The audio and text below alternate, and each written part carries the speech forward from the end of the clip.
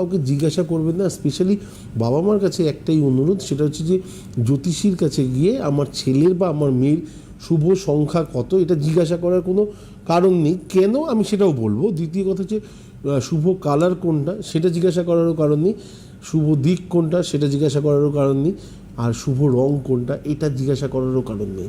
যদি কোনো কারণে, আমি কারণগুলো বলছি, কোনো কারণে আপনাকে জ্যোতিষী বলে যে আপনার সন্তানকে আপনি কালো পড়াবেন না, তাহলে ছেলে বা মেয়ের যদি হাজার কালো পড়ার শখও থাকে, কেউ না কেউ একটা কী বলবো স্ট্যাম্প দিয়ে দিয়েছে আপনাকে যেটা পড়ানো যাবে না, পড়লে কোনো খারাপও হবে না। বাচ্চা মানুষদের স্পেশালি এই জিনিসগুলো থেকে দূরে রাখা ভালো।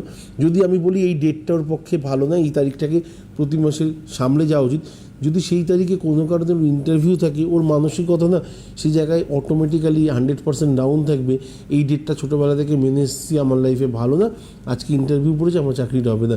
কারণ না হলেও হয়তো চাকরিটা ওরই হবে, কিন্তু তার সত্ত্বেও ওর যে কী বলবো এনার্জি লেভেলটা সেটা সবসময় ডাউনেই থাকবে। দিকের জায়গায়, প্রতিটা দিকের জায়গায় যদি কোনো কারণে আমি বলি পশ্চিমে যাওয়াটা বারণ, এদিকে দেখা গেল ছেলে আমেরিকাতেই যেতে হবে, তাহলে সেক্ষেত্রে আপনি পাঠাবেন না কখনো, যদি ওর লাইফে উন্নতি হয়। তো এই জিনিসগুলো থেকে আমার মনে হয় বিরত থাকা দরকার।